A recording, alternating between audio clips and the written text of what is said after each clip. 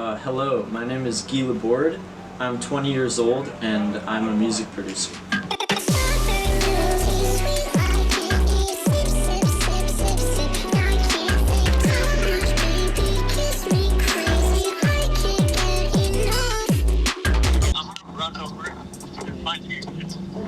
Okay. Oh, I see you.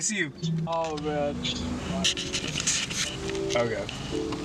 System glitched out and like let my payment through when it wasn't supposed to. So then He said he's down. Oh, okay. We're gonna have a squat.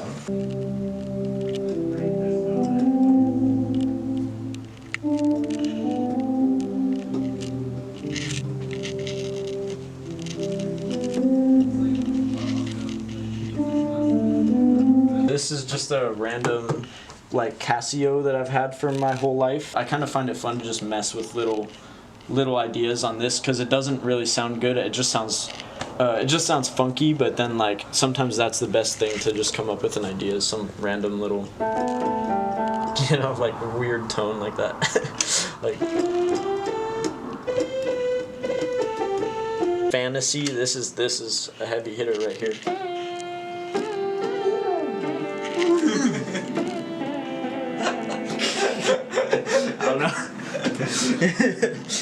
These mixing headphones that I got for class this year, Biodynamic 990s, recommended by my professor, King Britt. Yeah, I basically, I called these my book fees. Like, instead of buying books for these music classes, you have to buy these mixing headphones, so, yeah. This is by Noah Heath, also known as North Street Boogie. It's an image of Ethan Rude doing a jump across this roof gap here. The most inspiring ones to me are just kind of these abstract geometrical building shots. They're basically these kind of like conceptualizations of space. Today is We Jump the World Day. Everyone in the community and the whole world goes out and does parkour. We're thinking of meeting up and doing some jumps, so we should be able to get something with that. It'll be fun.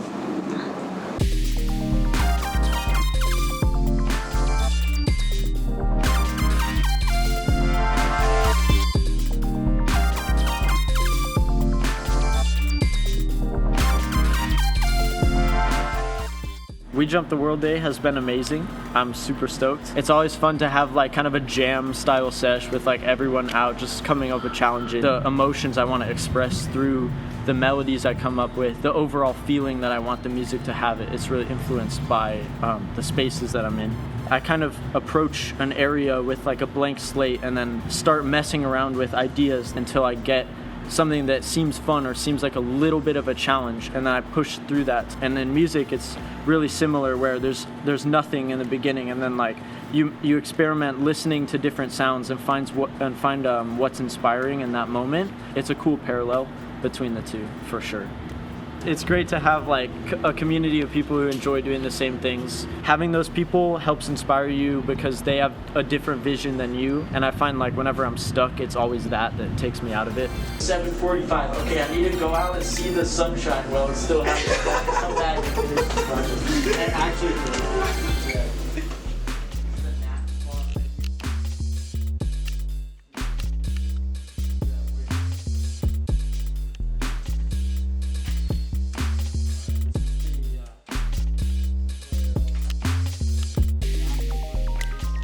So a lot of the work I've been doing with Lucas and Russ has been in here. Let's go with the newest iteration. We made this one for class, but it was also such a personal project that we were spending a ton of hours doing too many tiny little production details. There's like these little tiny sounds that play every once in a while, like here, I think it's this sound.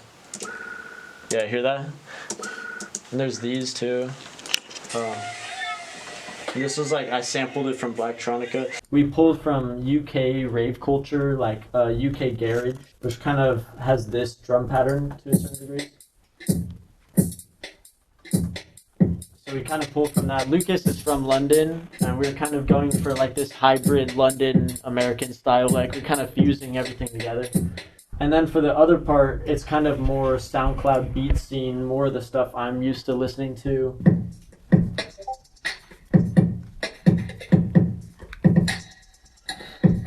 overall. You get this kind of...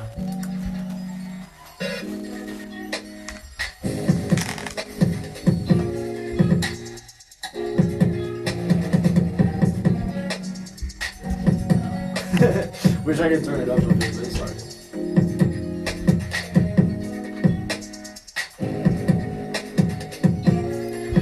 Here, let's see if I can put in the... There we go.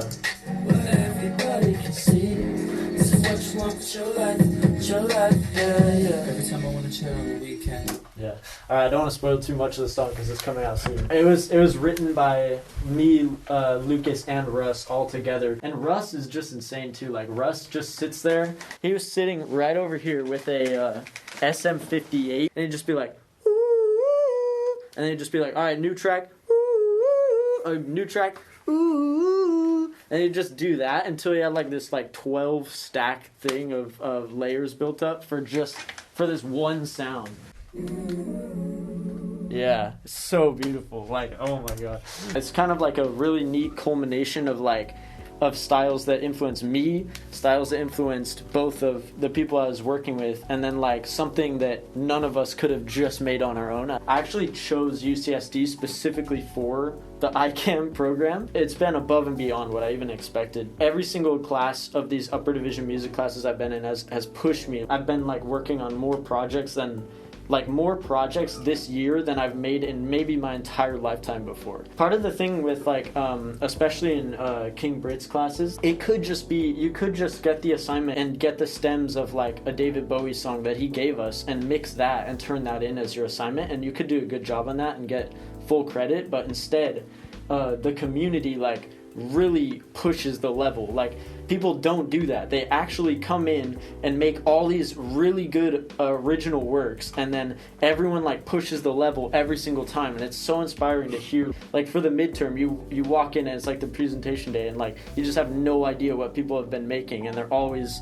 making this super sick stuff. Like, these guys with Bruin here were like recording songs of their band, and then they would be like come with these amazing mixes of these original songs, and it's so different than just like doing the production and getting by. Everyone is pushing the level and making something that really resonates with them. It's super amazing. It's super fun.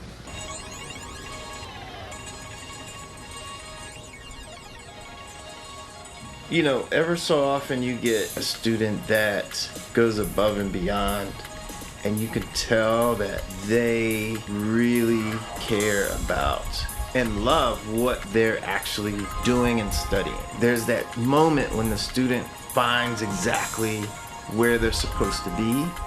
For me, I feel that's where Guy is. He's always helping others, and he's always trying to lift others up with him. That's a sign of a leader. He's gonna be extremely successful at whatever he does, but just to see this progression through the time that I've worked with him, it's just been like a pleasure. It's like, dang, he's like my son. You know what I mean? Like, that's how proud I am. And as well as others in the class. I mean, Lucas, which both of them together are just like a power duo. There's Kareem, there's others in the class too, but Guy's that shining star. You don't see it too often, but you can tell he loves what he's doing. He said he might be overwhelmed, but that's actually a good thing, especially at a young age. It's gonna happen, and how you deal with it is the test, but the end result, that's really what counts.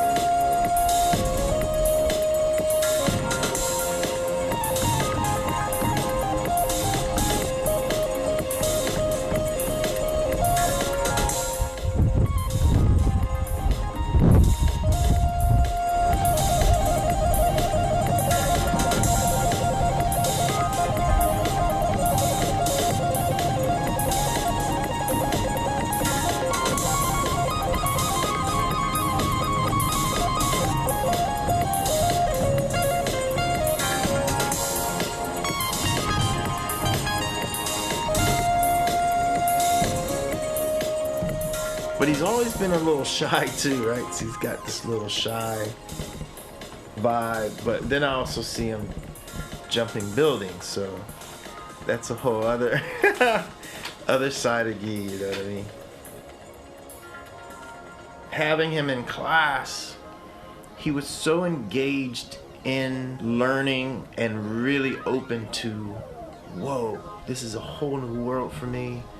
Learning about drum and bass, For Hero, Goldie, learning about the roots of house music, Chicago, coming out of disenfranchised communities, and learning about the socio-political context of all of these genres that we love now. He wanted to know the history, and the questions that he asked, I was like, okay, this is a special dude, because he really wants to know the history and the backgrounds of things, even more than what I've been teaching. So I was like, okay, this guy, I'm gonna keep an eye on him.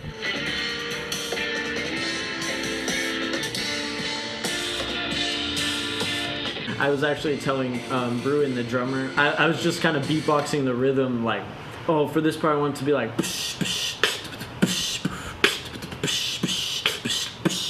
yeah, the rhythm is 1 2 1 2 3 1 2 1 2 1 2 3 1 2 1 2 1 2 3 1 2 1 2 1 2 3.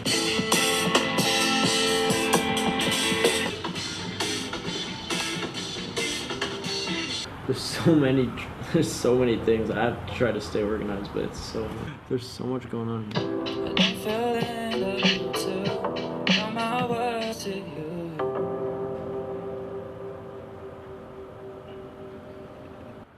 I don't sugarcoat anything. Now, the music business, I've been in it 35 plus years. It was much different then than it is now. You know, we had records, we had vinyl, we had cassettes, we had something physical that you could actually see. And there was a certain value that went with that. Whoa. And now this generation grew up with the internet and files. I can't tell. I literally can't tell. Okay. The value of the file, there is no real value. People trade them, they upload them, there's no value.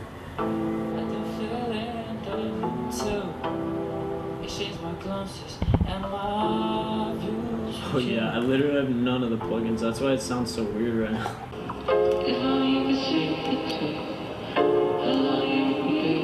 Yeah, I'm thinking it needs this thing to come earlier. Yeah, move that off. Oh my god, there's some...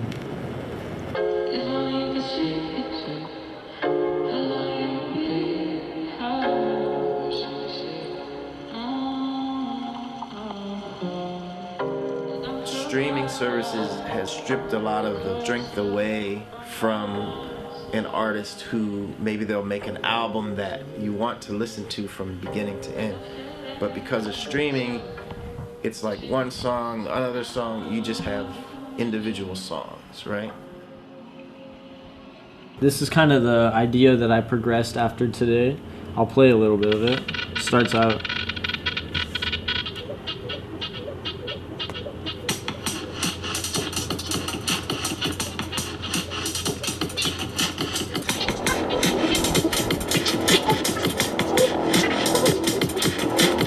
This sound, which was me trying to make a backing beat, but then it kind of went haywire, so this audio sound, which is kind of like a random sounding grain melody texture thing, and it actually comes from this this strange plugin here that releases these grains, and it plays different patterns randomly based on like however these ball things bounce off these walls. I kind of found all these random sounds just by messing around with these parameters that kind of have like irregular or like natural sounding tendencies. After today being in like these different urban environments and we were doing all this filming, I was feeling like I wanted to make kind of these urban grainy textures. So each thing kind of fits in its own way, and it adds context to these weird sounding loops. So if I add each one, and then we've got this other grain one coming in.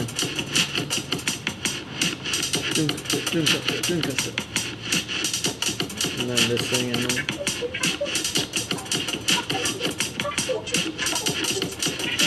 And then I added in one of the bass sounds that I like to use, which kind of has this big, thick cloud feel.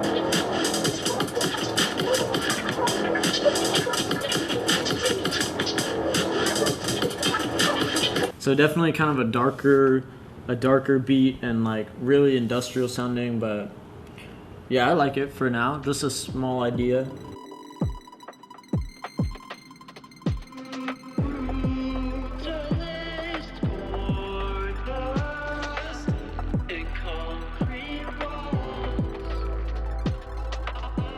Tell me about that song. Alright, oh yeah, that song is called Permeating.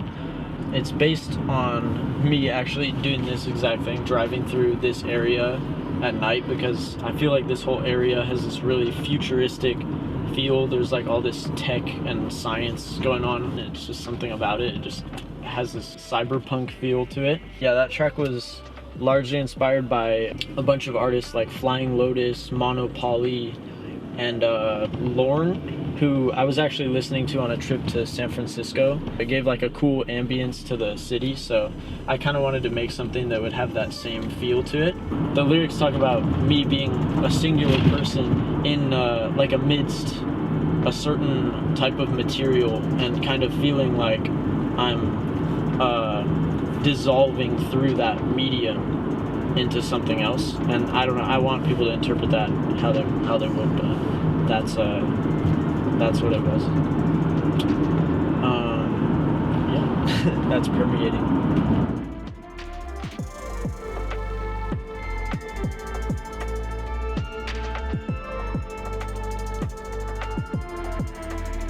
The future's bright for anyone who's pursuing music. It's just you have to have a plan, and it's not going to be overnight. Sometimes some people happens overnight, but most of the artists that you love, they've been doing this for a long time. And so, like I said, I don't sugarcoat it. I'm going to give them the real deal. But someone like Guy, you know that they can do it, but it's going to take time. I think the biggest thing for me is feeling like I can be content with not doing everything. I think that's something that I sometimes get caught up with is trying to do everything, and kind of like having this fear of like, if I don't do on Genesee Avenue for half a mile. Like if I miss something, then I made a mistake, or like if I wasn't able to complete something, then it was a failure. And I think that like being able to just relax in the fact that like there's kind of a finite amount of experience I will ever be able to have, that it's not possible to do everything. So as long as I'm able to like just kind of find balance, I think that's my biggest goal.